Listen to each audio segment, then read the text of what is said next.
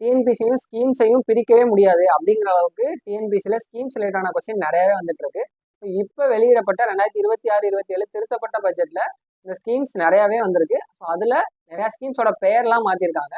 So அந்த ஸ்கீம்ஸ்லாம் என்னென்ன அப்படிங்கிறத நம்ம கண்டிப்பாக தெரிஞ்சுக்கணும். முதலமைச்சரின் காலை உணவு திட்டம் இப்போ பெருந்தலைவர் காமராஜர் காலை உணவு திட்டம், கலைஞரின் கனவு இல்லம் திட்டம் இப்போ வெற்றி வீடு திட்டம், கலைஞர் மகளிர் உரிமை தொகை திட்டம் இப்போ மகளிர் உரிமை தொகை திட்டம், விடியல் பயணம் திட்டம் இப்போ மகளிர் பயணம் திட்டம், உலகம் உங்கள் கையில் அப்படிங்கிறது மாணவர்களுக்கு லேப்டாப் வழங்குறதுக்கான திட்டம் இப்போ வெற்றி மடிக்கணினி திட்டம், நான் முதல்வன் திட்டம் இதுக்கு முன்னாடி திறன் பயிற்சி கொடுத்துட்டு இருந்தாங்க, இப்போ வெற்றி திறன் பயிற்சி திட்டம். இந்த மாதிரி பல ஸ்கீம்ஸோட பெயர்களை மாற்றிருக்காங்க. இது இல்லாம நிறைய ஸ்கீம்ஸ்க்கு எவ்வளவு நிதி ஒதுக்கியிருக்காங்க, எவ்வளவு பட்ஜெட் ஒதுக்கியிருக்காங்க, என்னென்ன ஸ்கீம்ஸ் புதுசா வந்திருக்கு, இது எல்லாமே டீட்டெயில்டான பட்ஜெட் ஹைலைட்ஸ் வீடியோல நம்ம யூடியூப் சேனல்ல அப்லோட் பண்ணியிருக்கோம்.